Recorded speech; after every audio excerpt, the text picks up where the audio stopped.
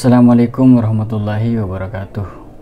Bismillahirrahmanirrahim. Hamdan syukran lillah wassalatu wassalamu ala Muhammad ibn Abdillah wa ala alihi washabihi wa man tabi'ahum sunnata wa jama'atah amma ba'du. Jadi di konten saya kali ini adalah membicarakan tentang kesalahpahaman seseorang yang memahami tentang hadisnya Nabi Ibrahim yang mengatakan bahwa Nabi Ibrahim itu pernah berbohong. Memang disebutkan di riwayatnya Imam Bukhari dan Muslim bahwasanya Nabi Ibrahim itu pernah berbohong sebanyak 3 kali. Yang pertama ketika beliau tidak mau menghadiri hari rayanya orang kafir pada waktu itu, lalu beliau mengatakan ini sakim, saya dalam keadaan sakit. Ini yang akan saya terangkan dan semoga ini akan memberikan sebuah penjelasan yang baik. Jadi pertanyaannya adalah, bukankah Rasulullah telah mengatakan bahwa Nabi itu selalu benar dan tidak pernah berbohong? Sementara di Al-Quran, wadzukur fil kitab Ibrahim innahu kana siddiqan nabiyya, bahwasanya Nabi Ibrahim itu ditetapkan di dalam Al-Quran bahwa beliau itu adalah orang-orang yang siddiq dan tidak pernah berbohong. Jadi seakan-akan ketika mengatakan Nabi Ibrahim ini pernah berbohong, bertentangan dengan Al-Quran. Sementara hadis itu adalah sabdanya Rasulullah, riwayatnya pun juga kuat dari Imam Bukhari dan Imam Muslim. Apa yang ada di hadis pasti benar, apa yang ada di Al-Quran pasti benar, tetapi kayaknya bertentangan. Di Al-Quran mengatakan menggunakan siddiqon nabiyya. Siddiqon itu menggunakan syigat mubalaghah yang artinya benar-benar sangat jujur, dan sementara di hadis disebutkan bahwa Nabi pernah berbohong 3 kali. Jadi saya terangkan sedikit di sini ya.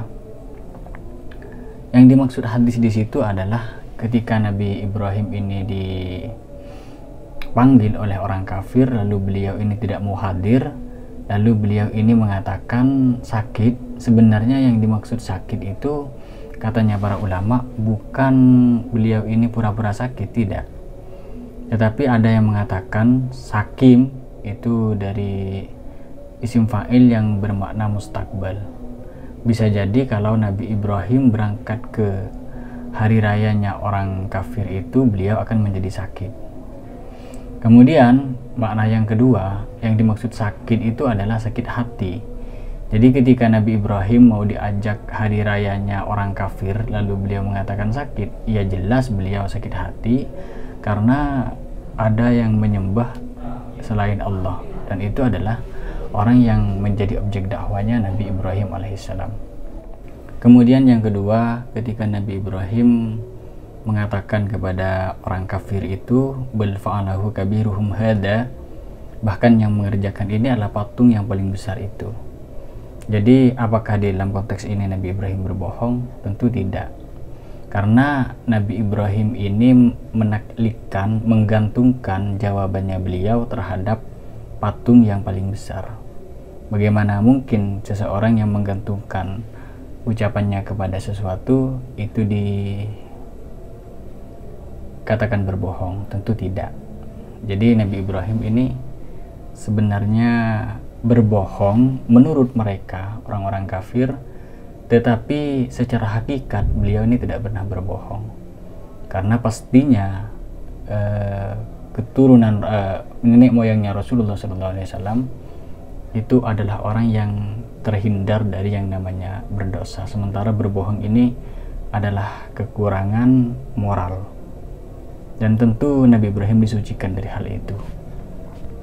Kemudian yang ketiga, ketika Nabi Ibrahim alaihissalam masuk ke suatu kota, lalu di sana ada peraturan dari kerajaan bahwa ketika seorang perempuan masuk ke sana bersama suaminya, maka suaminya ini akan terancam.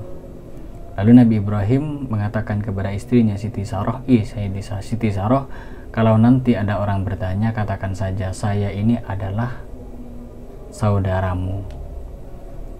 Dan memang pada waktu itu tidak ada orang Islam di situ. Tidak ada orang yang mengikuti agamanya Nabi Ibrahim. Sehingga Nabi Ibrahim menyuruh Sayyidah Sarah untuk mengatakan bahwa mereka berdua ini mempunyai hubungan persaudaraan, yakni yang disebut dengan ukhuwah Islamiyah, tali persaudaraan secara Islami, bukan tali persaudaraan secara darah, secara nasab, tidak. Apakah dalam konteks ini Nabi Ibrahim ini berbohong? Tentu tidak, karena yang dimaksud di situ adalah saudara sesama Islam. Karena memang diakui atau tidak, saudara sesama Islam itu adalah lebih kuat daripada saudara sesama darah. Satu golongan darah, satu nasab, satu orang tua, tapi yang satunya kafir itu lebih kuat dengan orang-orang yang muslim meskipun itu bukan sedarah. Jadi Nabi Ibrahim ini tidak pernah berbohong. Tidak perlu mencari apakah hadis ini dhaif atau tidak perlu. Karena apa yang disabdakan oleh Rasulullah, apalagi riwayatnya oleh Imam Bukhari dan Muslim, tentu itu sudah sangat kuat. Wa ma yantiqu anil hawa in huwa illa wahyu yuha. Apa yang diucapkan oleh Rasulullah, disabdakan beliau, itu adalah semuanya adalah wahyu.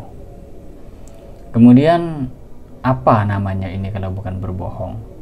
Mereka mengatakan Nabi Ibrahim ini berbohong, tetapi secara hakikatnya Nabi Ibrahim tidak berbohong. Lalu apa namanya ini? Namanya adalah tauriyah.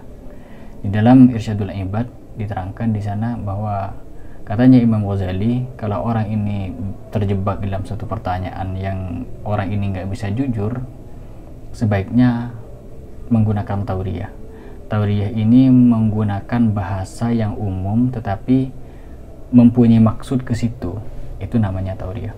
Misalnya ada seorang yang bertanya, apakah kamu sudah makan? Jawabannya, saya sudah kenyang.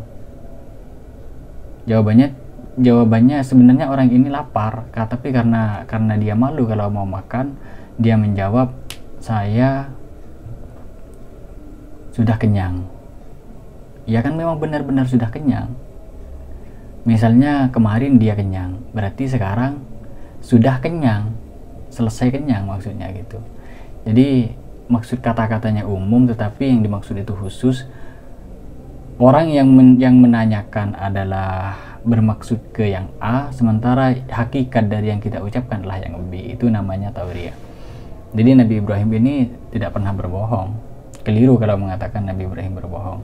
Memang kata-katanya di sana menggunakan kata kadzab yakdzibu. Ini perkataan, apa yang dimaksud kidib itu adalah sesuatu yang tidak mencocoki dengan kebenaran, itu adalah bohong. Terus apakah yang diucapkan Nabi Ibrahim ini tidak cocok dengan kebenaran? Pasti cocok, karena perbedaan cara berpikir yang ada di situ waktu itu. Mereka mengatakan, oh condongnya ke sini, padahal yang dimaksud Nabi Ibrahim condongnya ke situ. Jadi semoga ini bermanfaat. Jangan pernah meragukan kebenarannya para nabi yang terdahulu dan kemaksuman mereka, sebab tidak ada nabi ini yang berbohong. Keliru kalau ada yang mengatakan nabi ini berbohong. Yang jelas kalau tauriyah, ya benar mungkin. Kalau berbohong ditinjau dari objek yang diucapkan, ditinjau dari orang kafirnya, ya memang Nabi Ibrahim dianggap berbohong. Tetapi kalau secara hakikatnya Nabi Ibrahim tidak berbohong. Semoga bermanfaat. Wassalamualaikum warahmatullahi wabarakatuh.